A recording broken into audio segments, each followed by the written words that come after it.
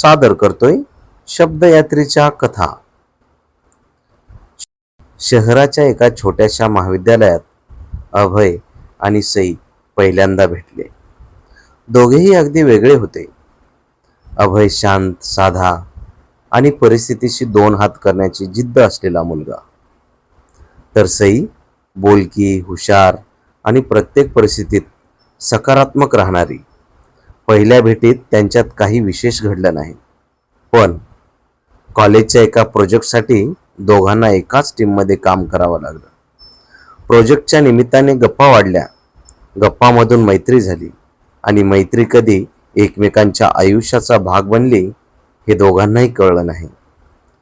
अभयला सई आवडत होती, पण त्याला भीती होती, कारण अभयच्या घरची परिस्थिती बेताची होती.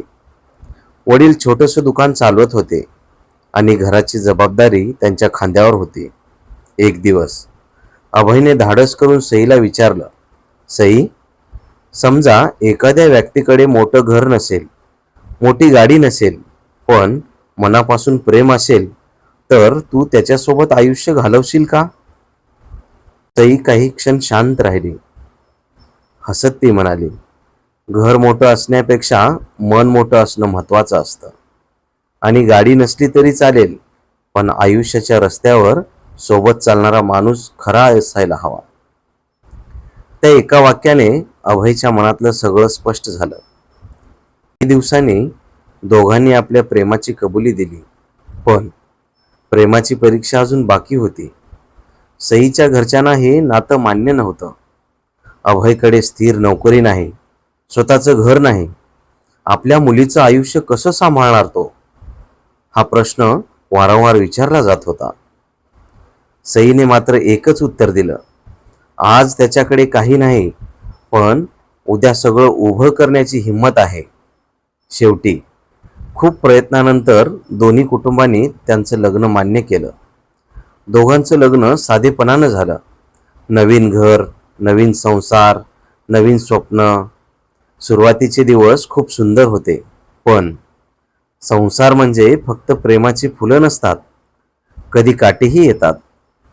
लग्नाला 2 वर्ष झाली आणि अचानक अभयची नोकरी गेली. घराचा खर्च, कर्जाचे हप्ते आणि रोजच्या गरजा, सगळं अचानक अवघड होऊन बसलं. अभय दिवसभर नोकरी शोधत होता. काही ठिकाणी नकार मिळत होता.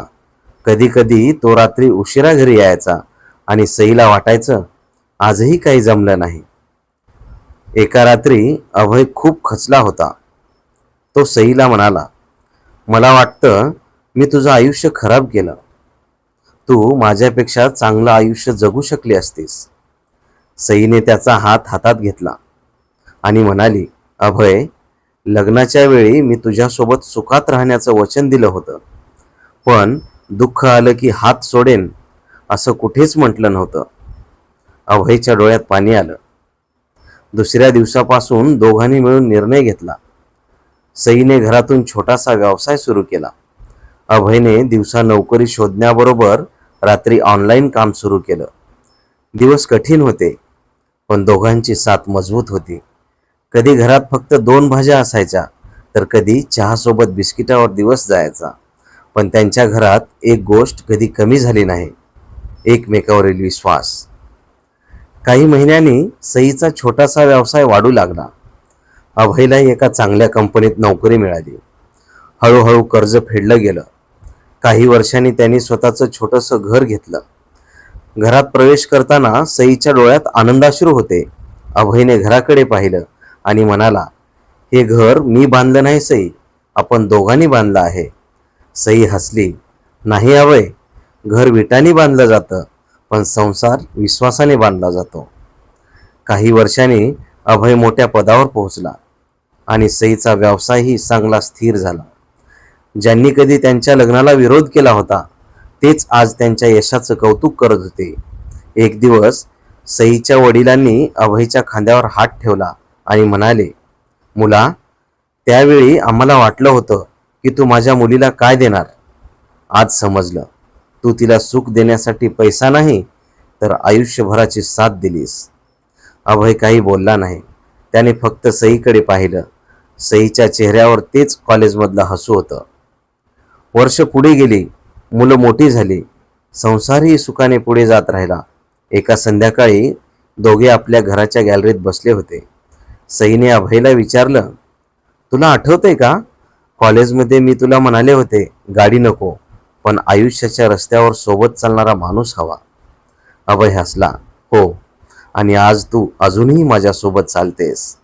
सई म्हणाली, कारण प्रेम म्हणजे फक्त एकमेकांना मिळवणं नाही अभय, प्रेम म्हणजे कठीण काळातही एकमेकांना गमावू न देणं. त्या दोघांनी एकमेकाकडे पाहिलं आणि त्या क्षणी त्यांच्या आयुष्याचं सगळ्यात मोठं सत्य समोर आलं. सुखाच्या दिवसात सोबत असणारे अनेक जण असतात, पण संकटाच्या काळात हात न सोडणारी व्यक्तीच खरी आपली असते. तर मित्रांनो, या कथेतून आपल्याला बोध काय घ्यायचा आहे, तर हा बोध आपल्याला घ्यायचा आहे. आयुष्यात पैसा, घर, गाडी, पद आणि प्रतिष्ठा मिळवता येते, पण विश्वास, प्रेम आणि मनापासूनची साथ विकत घेता येत नाही. म्हणून नातं निवडताना व्यक्तीची आजची परिस्थिती पाहण्यापेक्षा ती व्यक्ती उद्याची परिस्थिती बदलण्यासाठी किती प्रामाणिकपणे संघर्ष करू शकते हे पहा.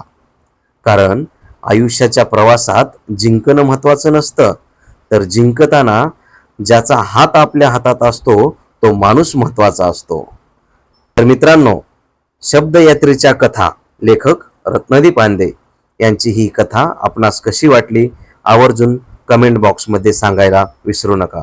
धन्यवाद.